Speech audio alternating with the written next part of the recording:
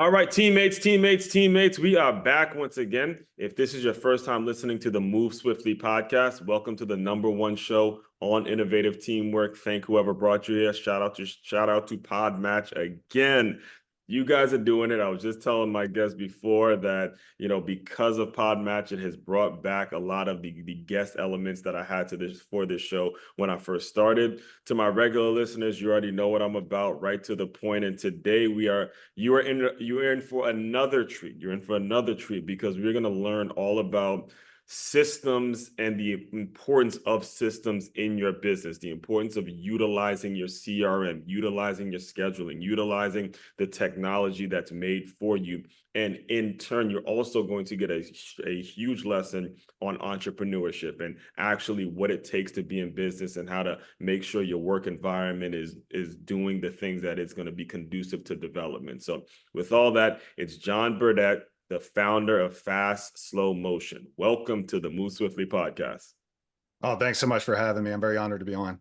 Yes, and let's just get things started off now because, I was listening to you on previous shows and you were the first to admit that, look, it didn't happen overnight. You made a ton of mistakes. You did things in college.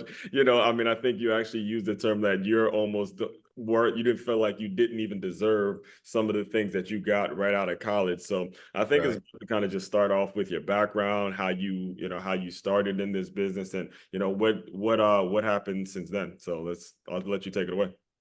Awesome. Yeah. I've been in technology my whole career. Came out of school as a software developer, and like most people coming out of school, you don't really know a lot, and you really don't know what you want to do when you grow up. But you're pointed in a direction. And I was blessed to join a firm that was about 15 people, and we were writing code and building systems for large enterprises. And as you mentioned, I got the opportunity to make a lot of mistakes and learn how the right way to do things and the wrong way to do things. And they gave me a lot of freedom and responsibility, like I said, that you said too, I didn't necessarily deserve. So that's how I started my career. And as a result of that, the fast forward is I fell in love with building businesses because I got to do it part of that company.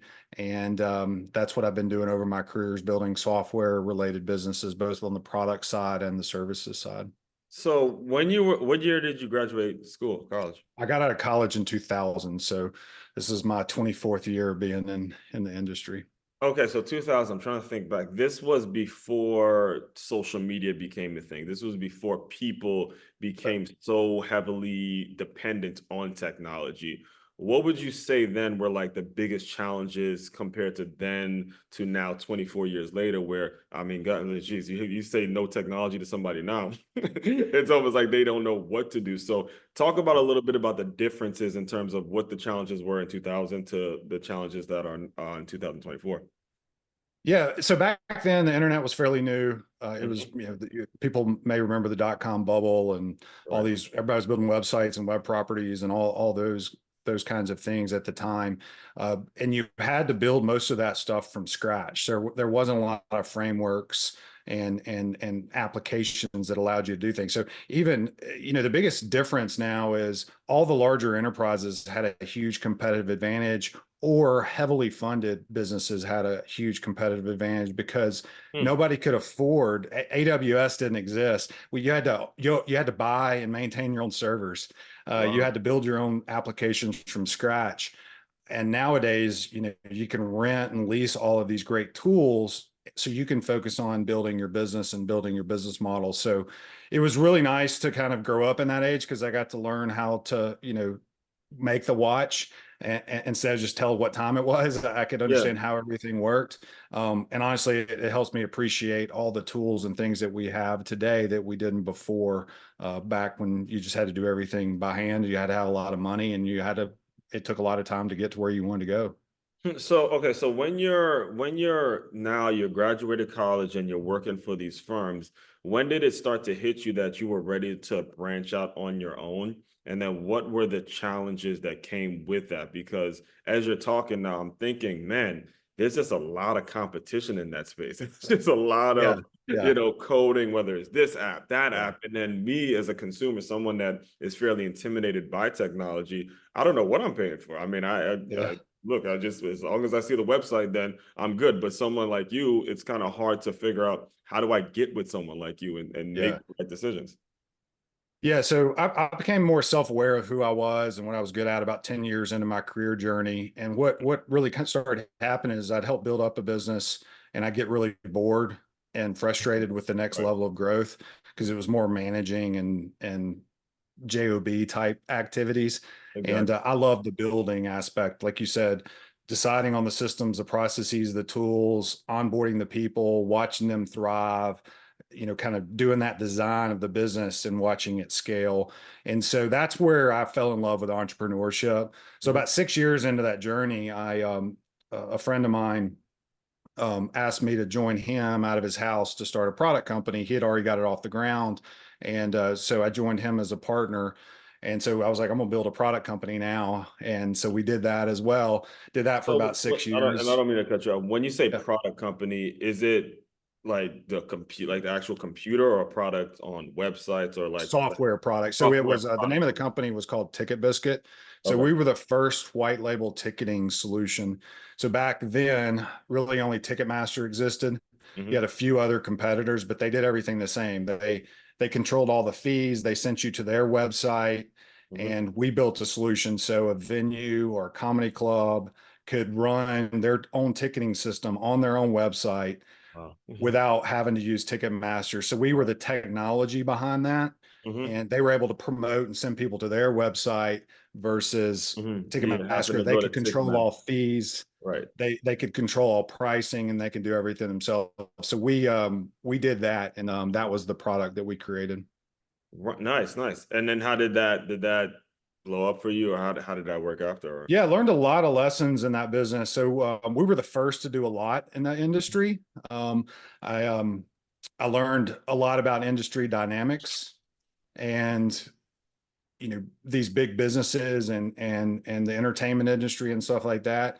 Learned also too that the best product doesn't always win, and funding is really important if you want to grow fast, especially if you're competing against a big behemoth like that. So Mhm. we did really well, but we did everything organically. Our competition raised a bunch of money, Yeah. and we had the better product, but they had more capital, and so they eventually overtook us. Long story short, we were very successful, but not nearly as successful as like a Ticket Fly or Eventbrite and some of Yeah. these names that you've Also, probably heard of. it was also events that, so it wasn't just, okay, I got you. So man, you Yeah, were so right yeah, we before. were pre-Ticketfly, we were pre-Eventbrite, Right. all of those, and they raised $250 million and stuff like that, and Mhm. really kind of passed us. But we ended up successfully exiting the business, and Mhm. we sold it to Etix Mhm. out of the Carolinas, and so it was a big win. But I learned a lot along the way, and it was definitely a challenging journey to build a successful product company with all that competition and with all these kind of outside market forces going against us. Right. There's a huge lesson there that I want to make sure I re-emphasize to the listeners when it comes to actually what is a win and what is a loss. All right. A win is actually doing what it is you love doing. All right. A win is actually processing through it, understanding, going through the process and doing it, creating the thing that you're going to create. He said nothing of, I mean, he mentioned money in terms of selling the product, but you mentioned there were other companies that were doing it as well. But learning the process of doing that, go do that. All right, go do Yeah. that, and then figure out, okay, how you're in the game. Because there's so many people that think, okay, I'm going to get in the business. I'm going to try to sell something that nobody else sells. No, go and figure out. Go preach to the choir. Do what you have to do, and then as you learn that process, now you can look at yourself as an equal in the game. So I'm sure you look at Eventbrite now and say, look, I could do that. Like, you know what I'm saying? Like, it's one of those things where you see yourself as equals. And it doesn't, this is why I reference sports a lot. It doesn't happen if you don't get out there, get your ass kicked a little bit, go toe to toe. My coach used to tell me all the time, go get your feet wet, go do something so you can compete. And it's the same way in business. It's like, get out Yeah. there, compete, and then you'll figure something out. Even if you do get, taken off the map by a just a bigger opponent that has more money, you tried, and then hey, you get to try again and again. You get to try again. Yeah, you hit on a lot of my passions and things I've learned. I've learned that you can't have destination disease. The joy is in the journey. Yeah. The joys in the grind, and just like, all great athletes, they love to practice, they love to work out, they love being in the gym, and they love playing the games, don't get me wrong, but the joys in the grind. Yeah. And if you're not finding joy in the grind, not every day is going to be great, but more days will be better than others. Right. That's what you want to do, because you're gonna stick to it, you're not going to quit. And like you said, there's nothing worse than building a successful business that you hate. People like, oh, you've got all this money and these customers and all that stuff. But if you're miserable, you're trapped in that business. It's almost, I say it's better to fail early than waste your life doing something you don't enjoy doing. So that was honestly one of the biggest lessons I learned out of that business. I loved our people. I Mhm. loved everything that we built. I did not enjoy the entertainment industry Right. and all the nuances that go with it. And so that's when, when I started Fast Slow Motion, I was like, I'm going to really build a business I love, Mhm. and I'll find a way to make money doing it Right. instead of chasing a money goal or a market goal or an opportunity or coming up trying to invent some new idea. Because Yeah. like you said, do what you love to do and find a way to add value to the marketplace. They will vote with their dollars and reward you with cash and profits and things like that. And Right. and that'll be the result of doing what you loved. And that's just also on another note, because I had a previous guest that was on, and he works for Live Nation. And Uh, we're talking about Live Nation and how their ticket sale processes and stuff like that. And it's entertainment. But as I was talking to him, I realized he could be at these concerts.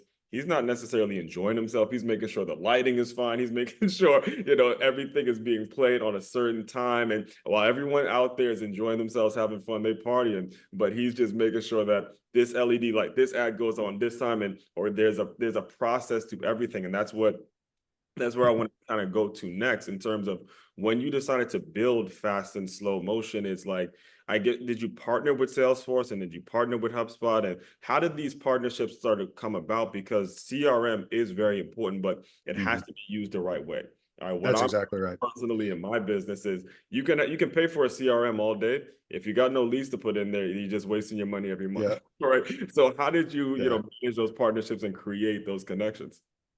Yeah. So first and foremost, I'd use these systems to build to scale my own businesses, those other businesses I talked about. And Mhm. so I was a client and I used it and I had success and really using Salesforce to run our entire business, not just a portion of it. Isn't it? And so Okay. that's what and like I said, I'm a builder, so I love the process, I love the system, and then the CRM tool like Salesforce and HubSpot are the tools that do that. So when I started the business, our mission is, and it's the same today, is to be a blessing to business leaders as they grow and scale their business. Mhm. Because once again, it's one of the most difficult things you'll ever do, but can also be one of the most fulfilling things you ever do. And you got to get there and do it, like you said. Right. And so I want to come alongside them and help them not make all the mistakes I made, and really kind of focus on those processes and putting the technology tools in place. About 9 months into the business, we got it off the ground. I got it off the ground. It was completely bootstrapped. Mhm. What I started realizing was I had to bring technology to the client. They weren't going to pay for, all right, let's find out which best CRM is best for you and all this kind of stuff. And so we started bringing Salesforce to the table and say, okay, we'll put our management consulting and business consulting on top of the technology. And so about 9 months into it, that started really working. And then Salesforce started sending us a bunch of referrals. So at that point, I was like, okay, we're going to go to market as a Salesforce consulting partner, because that's easy. I mean, Yeah. if you have Salesforce, like you said, most people aren't using it the right way or don't know how to use it or scared of it or whatever there is. We Right. can come in and solve that problem. And Salesforce rewarded us with sending us deals. So it solved my sales and marketing problem. So at that point, we went exclusive with Salesforce. And then about a year and a half ago, we started doing HubSpot Mhm. and doing the same thing because it's a very scalable platform, just like Salesforce. Okay, another major takeaway from that is I actually, it kind of reminds me too of when I used to work at have you heard of Orange Theory Fitness? Oh yeah, yeah, Yeah. absolutely. I used to be a sales associate there, and there's thousands of gyms, guys, thousands of fitness facilities, especially out here in Florida. Orange Theory is like a Starbucks. And the one thing as a seller that we would always say is you got to sell the technology with it, sell the heart rate monitor, sell the fact that you could use this data to bring people in, you could use this scientific research and all those kinds of things. And the lesson that I want to make sure I reemphasize here is the partnership, guys, the referrals, the fact that we're all in business together. And I think it actually even got said that Facebook was willing to pay WhatsApp like billions, some ridiculous number, not because they couldn't do the technology, but because of the list of people that they had, the list of referrals and the list of things that they can get. So eventually it gets down to working with people and what company you can partner with or refer yourself with or associate yourself with to make it so you get in front of more people. So when you had that conversation, whether it's with HubSpot or with Salesforce, what was it about the people that they were bringing to you that made it so, okay, these are my ideal clients, these are the people I want to work with? And obviously, I mean, I was on your website earlier, you built a pretty solid team. So like over 100 people working remotely for you now. So That's right. obviously they're bringing in the right people. Yeah. So the way Salesforce goes to market and the way HubSpot goes to market is they have a direct sales force. So no matter if you're a one-person company or you have 10,000 people, they have dedicated sales reps to you. So that was really nice for us because we love working with smaller growth businesses. We don't work with large enterprise customers. So we like to help small businesses become big businesses and be that true white glove service for them. So the way they divide the market really worked well for us because they divide it by number of employees. So the market segments are by number of employees. And so we could focus on the sales reps at Salesforce that sold into our demographic and our territories and partner with them. And we were very unique in the fact that we didn't want to move up. We wanted to stay in this area. We were also very unique in the fact that we weren't just technology order takers. We were true consultants that would guide you, just like a doctor when you're sick. The patient doesn't need to make the diagnosis, the doctor does. You can tell me your problems, but I'm going to help you put the right solution in place so that you get healthy long term. And so we kind of solved that problem because most small businesses and most growing businesses, they're grossly underserved, and they still have major complex problems just like large enterprises. Right. So, are there any like examples that you have that you can share where you helped a small business become a bigger business that, they came to you, they say, look, I got this problem, that problem, and then you actually diagnosed a bigger problem and then you were able to fix multiple problems like in one domino? Yeah, so we've been blessed to serve over 1,000 clients now. So we've got a lot of case studies and a lot of different examples. One of my favorites that I always mentioned is one of our clients they're called Brindley Mountain Fire Apparatus. If you go to firetruckmall.com, they're the largest reseller of fire trucks in the world.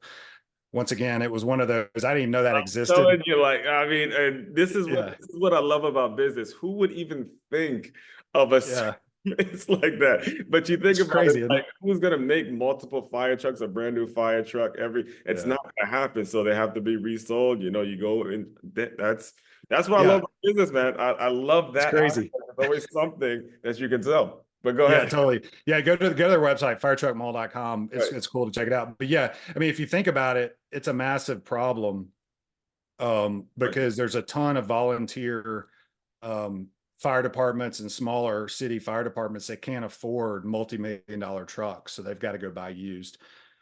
So we've been working with them for almost 10 years now. And when we first started working with them, they had built a little bit of their own technology to run their website. And they were running everything on Act. If you remember Act, it's an old contact management system. And the rest of it was in spreadsheets. And so Those their leadership, get yeah, messy. their leadership was like, we can't continue to grow and scale this way. And Right. so we iteratively started implementing Salesforce to replace all those different technologies Mhm. so that now they run their entire business on Salesforce. So that website I just mentioned is actually running on top of Salesforce. They're entering the fire truck information into Salesforce and it's showing up on the website and they're managing all the inquiries. It's doing all the accounting. They have a whole service department. And so it's an iterative process where we just start addressing the pain points and eliminating systems, get all the data in one place. And then suddenly, over time, I guess suddenly is not the word, but over time, you're starting to able to work on the business instead of working in the business. You're able to go on vacation again. You're able to be a better father, better spouse, better wife, better friend, Right. because you have, your business running, it's running consistently and it's making money and doing well, and you know what's going on, but you're not having to monitor it 24/7. Right now, because I and that well, first of all, that's really a great thing that you mentioned because again, as a business owner, you don't want to be working so much to the point where you start to forget your personal life and your family life. You don't get into business so you forget those things. You get into business so you can actually be a better father, be a better husband, be a better wife, things like that.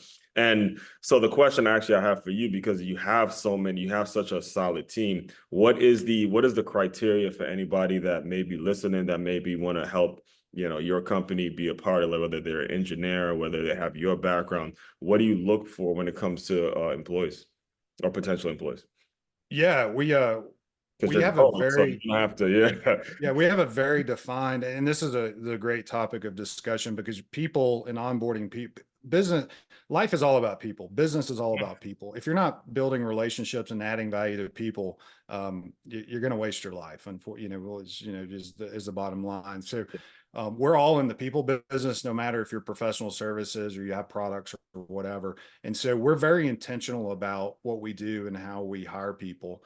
So no matter the role at the company, you first and foremost have a conversation with our director of recruiting, Mhm. and he vets to make sure that, hey, there's culture fit, there's personality fit, and we hire around Patrick Lencioni's humble, hungry, smart mentality. Ah, okay. And we're looking at, you need to have all three of those. You got to have intellect. That's the given. Mhm. Those are table stakes, but you've also got to be humble and have humility and be willing to learn and grow and take feedback. And Right. then you've got to be hungry. And the hungry aspect of it, you can't teach. And so you're either motivated or you're not motivated. And so Right. what we do, the first next step after, if you get through that first interview, is we give you an assignment. Hmm. And that assignment is very vague, but has some very detailed instructions on what to do next. So we're measuring your attention to detail and seeing how you problem solve and see how you do things. And you record a video presenting that assignment to us, and our team reviews that. And Hmm. so some people who aren't hungry don't even do the assignment, right? They're not even going to do those kinds of things. And Right. then we just build on from there. We do cultural assessments, behavioral assessments, cultural interviews, because once again, you could be super smart and have all the intellect, but if you're not going to fit culturally into our environment where you have to have humility and you have to be coachable and be willing to grow, you're not going to fit in, and you're going to be miserable. So very defined process there. I'm glad to dig into any of those avenues or things that we do. Right. So as the founder of the company, though, it's your name behind this. So this is very, very important for you. But the question I do have, though, because so much of what you have is remote, how do you create culture in a remote situation? Because usually, again, as a former football player, culture is in the locker room. We see each other, Mhm. push and run, we love Yeah. each other, we fight the whole thing, and you see us gelling as a team. How does someone do it remotely? Yeah. So we use teams. So we push the macro down to the micro. So Hmm. everything we do is team based. So every team member is a part of a team. So like if you hired us as a client to implement Salesforce or HubSpot, you're going to be dedicated to a team. It's going to be 5 to 10 team members. You're going to interact with 2 or 3 or 4 of them to help build out what we're doing and add value to you. That's led by a project leader. So that team is super close, and they're working across 10 to 15 clients at a time. That Right. team is literally talking to each other on video all day long, Okay. either Right. on client calls or internal calls and stuff like that. So the team nature, just like you talked about, that they're just the right hand knows what the left hand's doing, Yeah. Scottie Pippen, Michael Jordan kind of thing There going you on, go, baby. because they're so tight there. Right. And we just put our processes and systems to ensure all teams are doing things consistently Right. and following our processes and making sure they are perpetuating our culture, because the culture isn't what I say it is, it's what we Mhm. do. Right. And those individuals are our culture. And so they have to live out our culture every single day. Mhm. And we have to make sure that the people that don't are basically pushed out organically, because the team won't put up with it. Just like a bad teammate, a good Right. team will push that bad teammate out because they don't fit culturally. So that's how we do it, is we push things down to the micro so Mhm. that you have the strengths of a larger company from, process, systems, connections, leads, money, all those kinds of things, but keep things as small as possible so that the team can add the most value. Because if they're not empowered, we will not be successful. They have to be empowered because they are the ones interacting with the clients and making those clients happy. Yeah, that's the worst thing. And I've experienced actually the problem with that. I was when I first graduated from college, I was a scout for a company named National Scouting Report.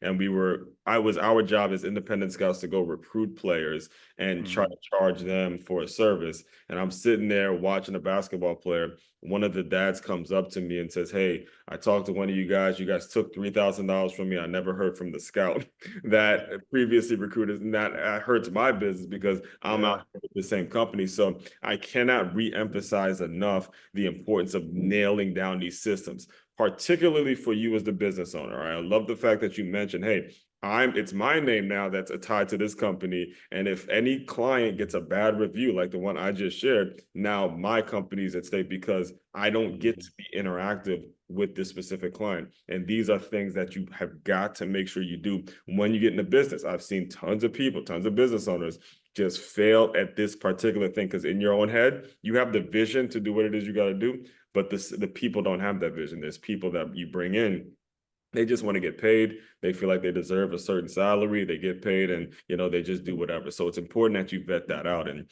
the next thing I definitely want to get into with you is like, what's next? How do you see this shaping out? How do you see fast and slow motion, being a part of the future and things like that? Right now, you can sort of talk a little bit about that. Yeah, we're highly motivated to keep growing and we love serving our customers, but we want to do that in a healthy way. So we measure that in three main aspects. So we want to continue to grow so we can serve more customers and have more of those Brindley Mountain Fire apparatus clients that we Yeah, man, serve, make that's a happy cool and do thing, those man. kinds of, yeah. I And gotta so, open back that. I gotta check them out as soon as we're done. That's yeah. Yeah, so if we're not making customers happy, nothing else matters. So as we continue to grow and scale and go from 120 people to 200 people to 400 people to 500 people, client happiness is non-negotiable, and we got to keep doing that. okay. Secondarily, and equally important, our employee happiness is non-negotiable. Yeah. So I built this company back in 2014 as a remote first company when nobody was doing that. And I Yeah. wanted that so that they could enjoy life and work because we work a lot and we work really hard. But I Yeah. want you to be around your family, your friends, be able to go to the gym, go to the Mhm. ball games, do all the things you want to do while you work hard and do it in an area of the world that you like to live in, Mhm. and stuff like that. So we don't want to compromise our flexibility as employees and also just the happiness. If they're not enjoying the journey, we can't continue to grow and scale. And then Right. finally, we got to be winning, meaning we got to be making money. So if we're growing and not making money, that's not sustainable. Right. So making profit is not a bad thing. It's a result of doing the right things. And Mhm. we want to make sure we consistently generate profit over time. Because if we're not, that's obviously an indicator that we're going to grow and go out of business, because you Mhm. can definitely grow yourself out of business. So I'm highly motivated to grow our business because I love seeing our team take on more responsibility. I love hiring people and seeing them thrive. I love hiring people and seeing them make a lot of money and enjoy the journey. And then most importantly, serve those customers. So I want to grow people up to stay, not grow people up to leave. And so we got to get bigger so that there are spots opened up for these great people that we're developing and serve more customers. So we're wanting to double again and keep doing it, but once again, only do that the right way and making sure we're healthy as we grow. Mhm. And what would be the best if someone wanted to reach out and connect with you? What's the best way to do that? Yeah, check us out on the internet, fastslowmotion.com. All our social properties are there. We have a podcast as well. We have a lot of resources on our website. If you're interested in working with us, or working for us rather, there's a careers page that talks about all the things I just mentioned before. And yeah, if you're struggling implementing a CRM like Salesforce or HubSpot, or don't even know where to start, we'd love to just help you. We want to see if we can add value to you, and if we can't, we're going to point you in the direction of somebody that can. Absolutely, absolutely. All right. So the way I close out all the shows, John, is I want you to use your imagination a little bit in the I say year 1999, 2000 version of John. Just clicked in the Zoom room. He's, going through all this technology stuff. He's a software engineer and not really sure if this is even going to be blowing up or anything like that. So pretend that that young man has come into the Zoom room. Just give him some words of encouragement and we'll officially close. Yeah, it's first of all, he's going to be the most shocked person in the world. Because yeah, never thought I would, be blessed to run a company like Fast Slow Speaking on a Motion. But podcast at yeah, that. be on a podcast, right? But no, I think the encouragement would be is really focusing on being self-aware of who you are and what your strengths are and what God called you to do. And not just chase the money or chase the success or chase the things that we kind of get caught up on when we're younger. So I think self-awareness is a superpower, and it took me about 10 years to get that. But that would be the main thing that I would focus on. And then the next thing, as we talked about before, is people are what matter. So if you get to where you're going and you kind of blow up all your relationships and you burn all your bridges along the way, it's not worth it. So you can get there with great people and add value to people and be successful at the same time. Yeah, that's actually the self-aware piece is a very vital thing because as you become self-aware, you're right. The people that you're around it's going to be very obvious who's going to take you where you want to go Yeah, and not going to take you where you want to go. So the that's right. self-aware people in that order. All right. Yeah. All that being said, appreciate you coming on. This has been a blast, man. I'm looking forward to. I'm actually really looking forward to keeping more in touch with you and your company and what you do because obviously there's so many unique businesses that you work with, and that's Yeah. I'm all about. I'm always interested in hearing more about that kind of stuff. So, all that being said, fellow teammates, continue to move swiftly. We will talk more soon.